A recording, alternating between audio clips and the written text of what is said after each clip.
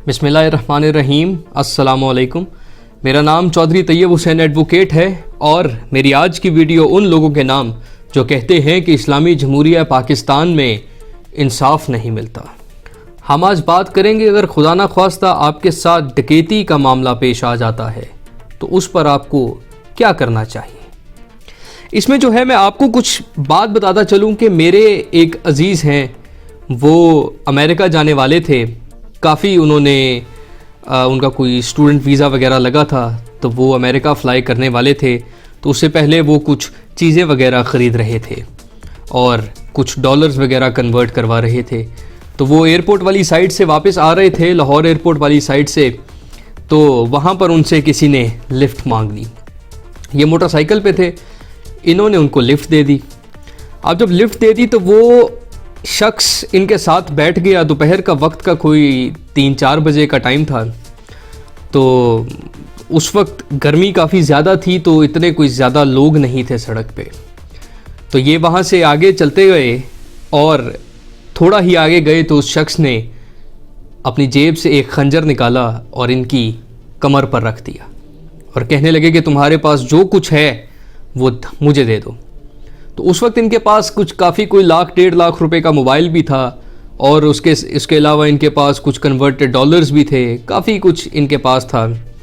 खैर किसी न किसी तरह ये वहाँ से इन्होंने मोटरसाइकिल रोकी, ये उतरे और ये वहाँ से मोटरसाइकिल गिरा कर भाग गए। ये भाग गए तो पीछे से वो जो शख्स था वो भी मोटरसाइकिल छोड़कर ही भाग गया। वो डर गया काफ़ी ज़्यादा, वो मोटरसाइकिल छोड़कर ही भाग गया। ये होती है डकैती कि जब आपको कोई मार देने का डर आपके जहन में डाले, शदीद किस्म का डर, और फिर आपसे कोई चीज़ ले ले तो ये डकैती कहलाती है।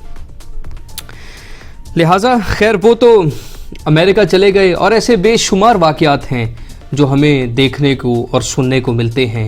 लेकिन क्योंकि हमें ना तो कानून पता होता है और ना ही उसका प्रोसेस पता होता है, ना ही कोर्ट्स का प्रोसीजर पता होता है, ना ही ये पता होता है कि अब हमें क्या करना चाहिए, हमें कुछ भी नहीं मालूम होता। और इसके साथ ही हम कह देते हैं कि इस्लामी जमहूरिया पाकिस्तान में कानून नहीं मिलता, इंसाफ नहीं मिलता। यहाँ पर हर चीज़ बिकी हुई है। हर जगह पर अच्छे और बुरे लोग मौजूद होते हैं, लेकिन ऐसा नहीं कि हर कोई बिका हुआ है।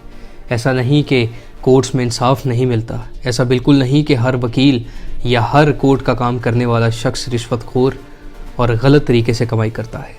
ऐसा बिल्कुल नहीं होता। तो आज हम आपको बताएंगे कि चोरी, थेफ्ट, रॉबरी, एक्सटॉर्शन और डकैती में क्या फ़र्क होता है। तो इस पे अगर हम बात करते चलें कि थेफ्ट क्या है, तो थेफ्ट जो है वो सेक्शन 378 है पाकिस्तान पीनल कोड का, जो कि कहता है कि whoever intending to take dishonestly any movable property out of the possession of any person without that person's consent moves that property in order to such taking is said to commit theft। यानी कि आप घर पर सो रहे थे, आपको नहीं मालूम कि आपके घर चोर कब आए और वो आपके सोते हुए आपकी मर्ज़ी के बग़ैर कोई चीज़ उठा कर ले गए तो वो चोरी कहलाएगा।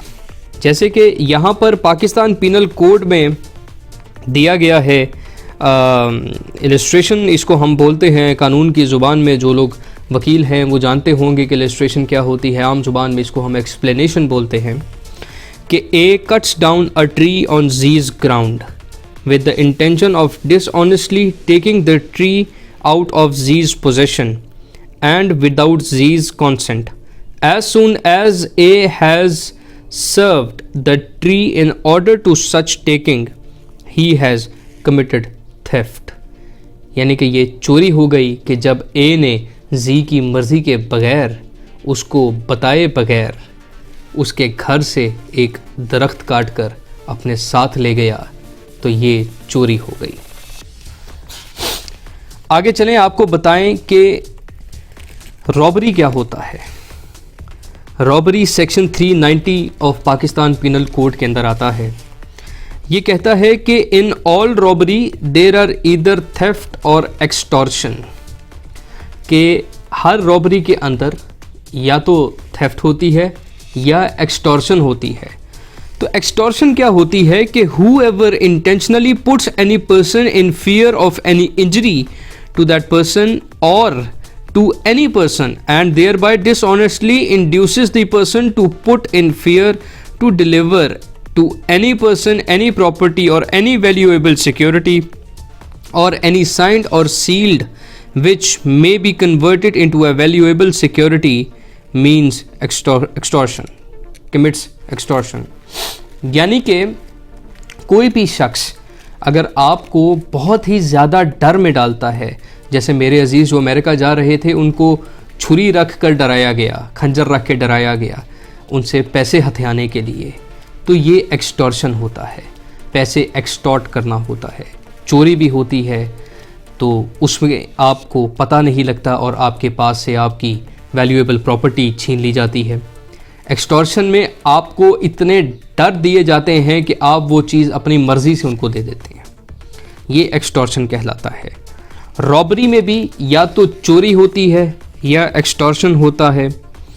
कहते हैं कि जी theft is robbery if in order to the committing of the theft or in committing of the theft or in carrying away or attempting to carry away property obtained by the theft, the offender at that end voluntarily causes or attempts to cause to any person death or hurt or wrongful restraint or fear of instant death or of instant hurt or of instant wrongful restraint।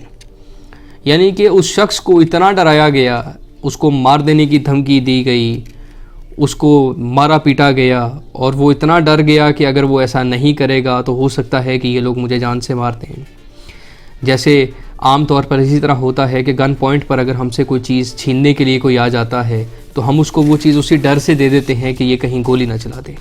हम अपनी मर्ज़ी से देते हैं कि कहीं ये गोली ना चला दे तो इसको हम ये चीज़ दे दें। ये एक्सटॉर्शन होती है, रॉबरी होती है। अब आते हैं कि डकैती क्या होती है, जिसको इंग्लिश में डकैती बोलते हैं। वो क्या होती है, जिसके ऊपर हमारी आज की वीडियो जो है वो हमने बनाने की एक आपको बताने की कोशिश की है कि थेफ्ट, रॉबरी, डकैती में फ़र्क क्या है और खुदा ना ख्वास्ता अगर आपके साथ डकैती हो जाती है तो आपने करना क्या है।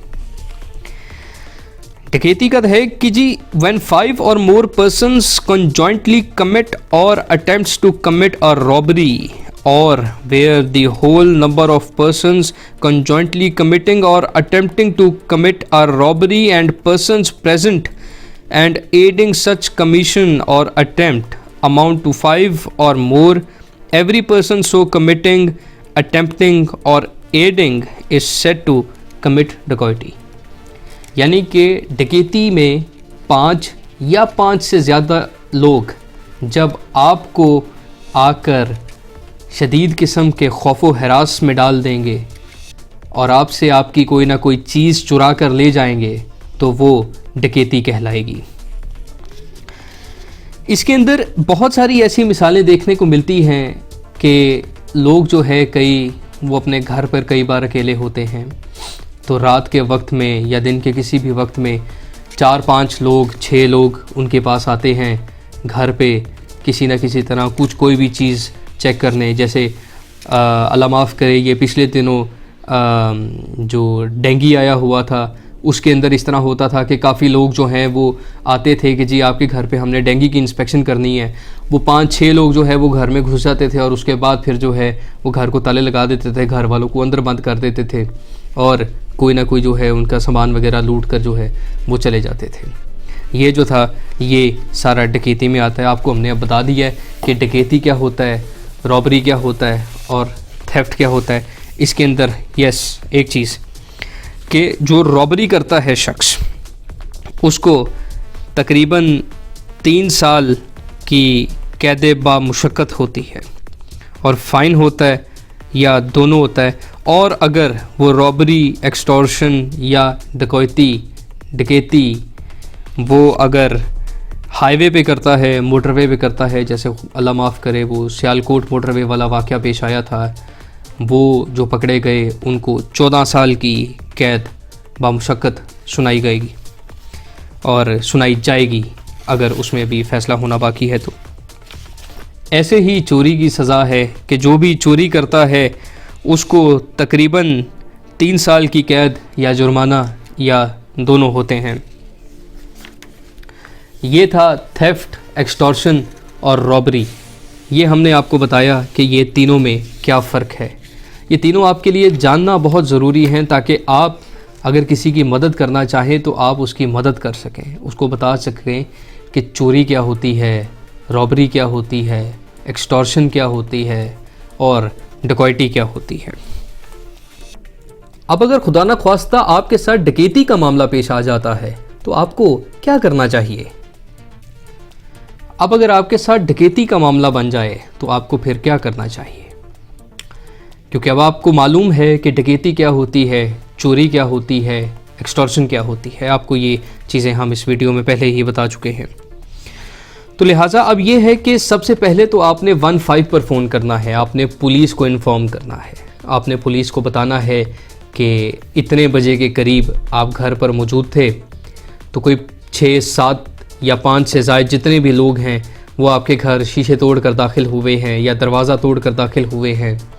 उन्होंने गन पॉइंट पर रखा है आपको, आपकी कनपट्टी पर उन्होंने बंदूक लगाई है और उसके बाद उन्होंने आपसे जो है बहुत सारी चीज़ें हथिया ली हैं।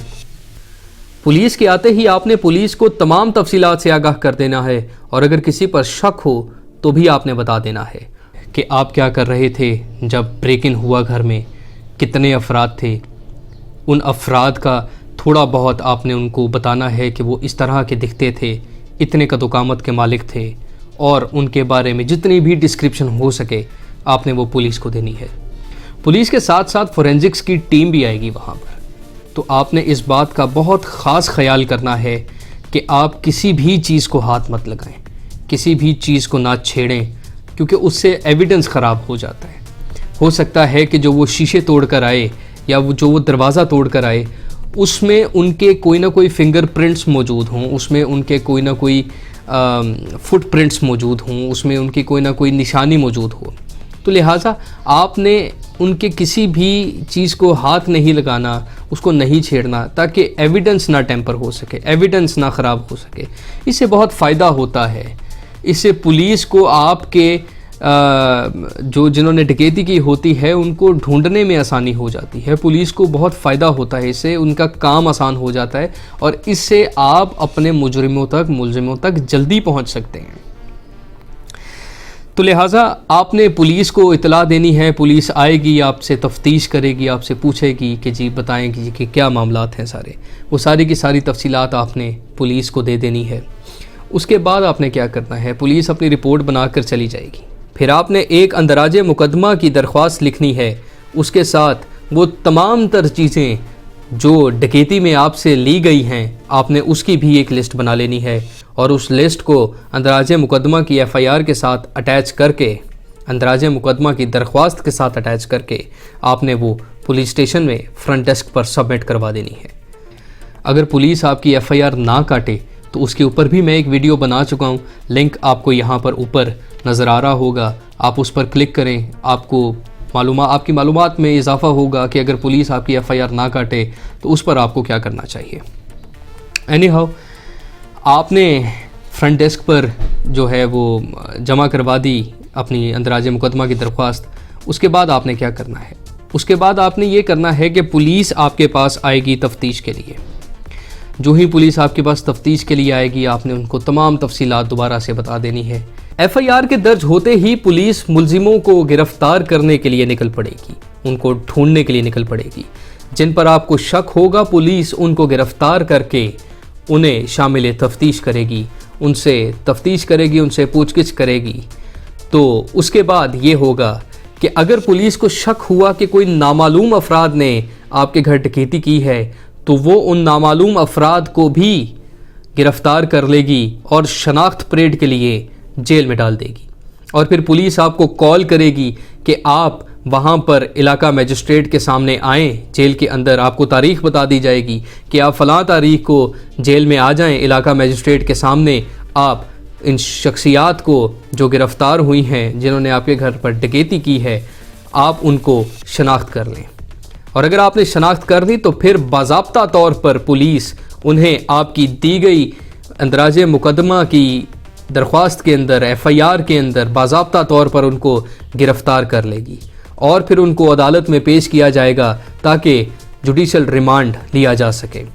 जब जुडिशल रिमांड लेने के लिए पुलिस मुलजिमों को अदालत में पेश करेगी तो वो आपको बता देगी कि फ़लाँ तारीख को इन मुलजिमों को हमने अदालत में पेश करना है, तो उस तारीख पर आपने बज़रिया वकील उस अदालत में पेश होना है। फिर आपके वकील साहब कहेंगे कि इन्होंने इतने लाख रुपए की डकैती की है, इतने आईफोन चोरी करके लेके गए हैं, इतने लैपटॉप्स लेकर गए हैं, ये सारी की सारी चीज़ें इनसे रिकवर करवाई जाएं जो कि अभी रिकवर होना बाकी हैं। तो लिहाजा पुलिस उसको वहाँ से जुडिशल रिमांड पर, जज साहब ऑर्डर दे देंगे जुडिशल कर देंगे, तो वहाँ से जुडिशल रिमांड पर पुलिस उनको लेकर वापस दे चली जाएगी और आपकी रिकवरी करना शुरू हो जाएंगे। इस तरह आपकी जो चीज़ें आपसे ली गई हैं, छीनी गई हैं डकैती के दौरान, वो आपको वापस मिल जाएंगी। अब इसमें सबसे ज़रूरी बात जिसका ख्याल आपने रखना है वो ये है कि कहते हैं कि जान है तो जहान है, तो लिहाजा ऐसा बिल्कुल कोशिश मत कीजिएगा। ये पैसे और चीज़ें वापस लाने की जो काविश है, जो कोशिश है, उसका तरीका मैं आपको बता चुका हूँ। आपने अपनी जान की बहुत ख्याल रखना है, अपनी जान की हिफाजत करनी है। कहीं ऐसा ना हो कि खुदा ना ख्वास्ता चंद रुपयों की खातिर आप अपनी जान से हाथ धो बैठें। ये थी हमारी आज की वीडियो। अगर आपने हमारा चैनल अभी तक भी सब्सक्राइब नहीं किया तो इस चैनल को सब्सक्राइब कीजिए, लाइक कीजिए और शेयर कीजिए ताकि आप कानून से वाकिफ़ रहें, ताकि आप पाकिस्तान को प्रो लीगल पाकिस्तान बनाने में मेरा साथ दे सकें। मैं था तैयब हुसैन आपके साथ। हम यूं ही आपके लिए आगे भी वीडियोस लेकर आते रहेंगे। Just wait and watch.